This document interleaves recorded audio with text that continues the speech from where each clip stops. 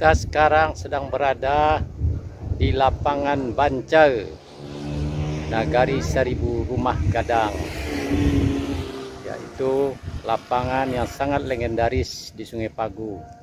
Dan di pinggir lapangan tersebut terdapat sebatang pohon beringin yang sangat tinggi yang telah berumur ratusan tahun. Dan juga di sini terdapat sebuah surau menara, yaitu surau yang sudah ada ratusan tahun yang lalu. Surau yang sangat legendaris, dan kita bisa naik ke atas menaranya untuk menyaksikan puncak-puncak rumah gadang yang ada di kawasan Seribu Rumah Gadang Kota Baru ini. Dan pada saat ini juga telah dibangun oleh Kementerian PUPR sebuah menara pandang yang disebut dengan Menara Songket yang tingginya 32 meter.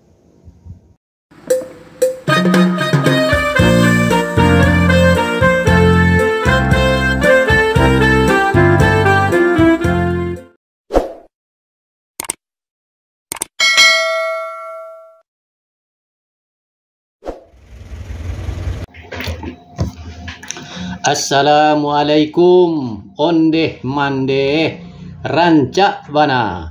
Selamat bertemu kembali dengan Triha Channel, saluran yang membahas tentang budaya, pariwisata, kampung halaman dan perantauan. Kali ini kita akan menelusuri sejarah kawasan Seribu Rumah Gadang yang berada di Nagari Kota Baru, Kecamatan Sungai Pagu, Kabupaten Solok Selatan, Provinsi Sumatera Barat. Nagari Kota Baru awalnya bernama Koto di Bawah, berlokasi di daerah aliran Sungai Batang Bangko.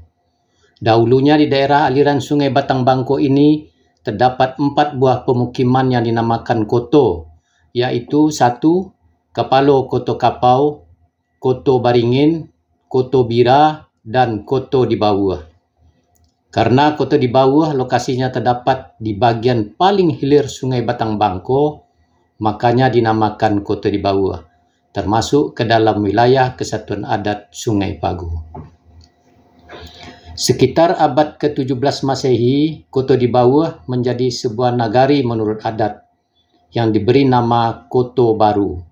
Sesuai dengan ketentuan persyaratan pemukiman Koto menjadi sebuah nagari dalam adat Minangkabau, yaitu Babalai Bamusaji, Balabuah Batapian, Basuku nan Ampe.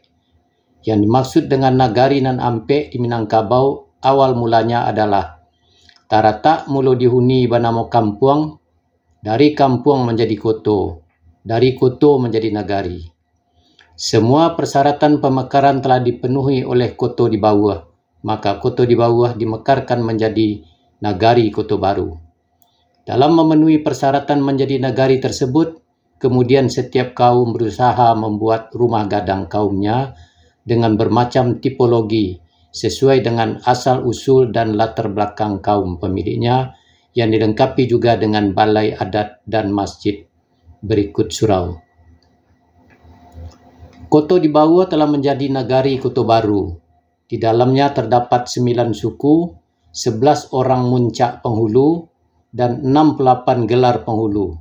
Terdiri dari 1 suku Melayu, muncaknya Datuk Rajo Adil, dan 9 gelar penghulu ada di dalamnya. 2 suku Bariang, muncak Datuk Sampono Batuah, ada 15 gelar datuk di dalamnya. 3 suku Durian, muncak Datuk Rangkayo Majolelo, ada 9 gelar datuk di dalamnya. 4 suku Koto Kaciak, muncak Datuk Sultan Majolelo, ada 3 gelar datuk di dalamnya.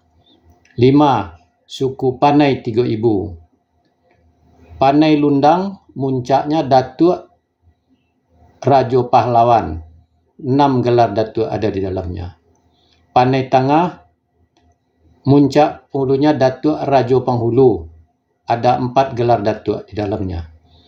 Panai Tanjung, muncak penghulunya Datuk Rang Batuah Basah, ada 7 gelar datuk di dalamnya. 6 suku Tigo Lareh, Kotoanya, muncaknya Datuk Rajo Indo, ada 6 gelar datuk di dalamnya. 7. Suku Tigolareh Caniago, muncaknya Datuk Bando Sati, ada 3 gelar datuk di dalamnya. 8. Suku Tigolareh Sikumbang, muncaknya Datuk Bando Labiah, ada 5 gelar datuk di dalamnya. Dan 9. Suku Kampai, muncaknya Datuk Rajo Bagindo, 1 gelar datuk di dalamnya. Setiap penghulu kaum mendirikan rumah gadang kaumnya.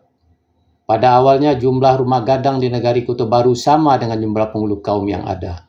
Sejalan dengan bertambah banyaknya anak kemanakan, maka gelar penghulu yang tadinya dijabat oleh 1 orang kemudian dimekarkan menjadi 2, 3, 4 dan malah lebih. Sehingga jumlah penghulu bertambah banyak, dengan sendirinya rumah gadang pun bertambah banyak, didirikan pada hamparan tanah ulayat pemukiman yang luasnya terbatas hanya sekitar 23,6 hektar. Sehingga terbentuklah kampung-kampung kelompok suku pemukiman yang dipenuhi oleh bangunan rumah gadang yang seperti sekarang kita saksikan. Sejarah kawasan 1000 rumah gadang dimulai pada kunjungan Profesor Dr. Mutia Hatta selaku Deputi Bidang Pelestarian dan Pengembangan Kebudayaan Kementerian Kebudayaan dan Pariwisata ke Kabupaten Solok Selatan pada tanggal 20 sampai dengan 24 Juli tahun 2004. Semenjak dari kunjungan Profesor Mutia Hatta ke Solok Selatan dan memulirkan memberi nama kawasan 1000 rumah gadang, maka mulailah orang luar tahu, di mana sebelumnya tidak banyak orang yang tahu tentang wilayah Kesatuan Adat Alam Surambi Sungai Pagu, dan sejak itu mulailah berdatangan media TV, media cetak dan perguruan tinggi untuk menggali lebih dalam lagi tentang adat dan budaya yang ada di Solok Selatan pada umumnya dan Sungai Pagu dengan kawasan 1000 rumah gadang pada khususnya. Arsitek Yori Antar bersama Jai Subiakto dan Insinyur Noprin Napilus didampingi oleh Insinyur Hasmudi Asran dari Jakarta tanggal 13 Oktober 2017 survei ke kawasan 1000 rumah gadang. Berawal dari kunjungan Yori Antar ini berlanjut dengan pencanangan revitalisasi kawasan 1000 rumah gadang oleh Presiden Republik Indonesia Bapak Joko Widodo pada hari puncak peringatan Pers Nasional tanggal 9 Februari 2018 yang diadakan di Kota Padang. Realisasi pelaksanaan revitalisasi kawasan 1000 rumah gadang oleh Kementerian PUPR dimulai pada tahun anggaran 2019. Sebelum pelaksanaan revitalisasi kawasan 1000 rumah gadang oleh Kementerian PUPR, maka sebelumnya juga sudah pernah ada perbaikan rumah gadang melalui program Desa Adat, yaitu yang dilaksanakan oleh Kementerian Pendidikan dan Kebudayaan, Direktorat Jenderal Kebudayaan. Dan di kawasan 1000 rumah gadang ada 1 buah rumah gadang yang dapat direnovasi melalui program ini, yaitu rumah gadang kaum Datuk Lelo Dirajo dari suku Sikumbang. Begitu juga bersamaan dengan pelaksanaan revitalisasi kawasan 1000 rumah gadang oleh Kementerian PUPR, juga ada dari pihak swasta yaitu Yayasan Tirto Utomo melakukan revitalisasi rumah-rumah gadang yang ada di kawasan 1000 rumah gadang, yaitu 1 buah rumah gadang di Melayu Bawah Anau dan 3 buah rumah gadang di daerah Bariang Bawah.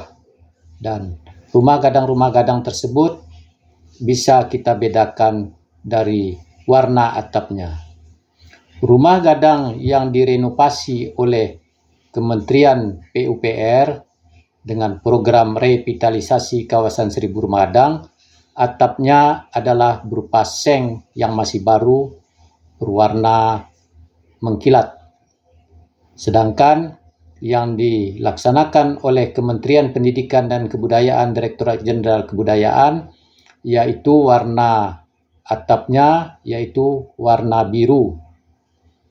Sedangkan yang direvitalisasi atau direnovasi oleh Yayasan Tirto Utomo yaitu warna atapnya berwarna merah. Dan dari warna atap inilah kita bisa membedakan siapa yang merenovasi rumah gadang yang ada di kawasan Seribu Rumah Gadang. Namun kalau secara keseluruhannya, kalau kita lihat dari atas Menara Songket, maka bermacam ragam warna atap rumah gadang dapat kita bedakan bahwa rumah gadang yang belum direnovasi, atapnya adalah atap coklat warna karatan.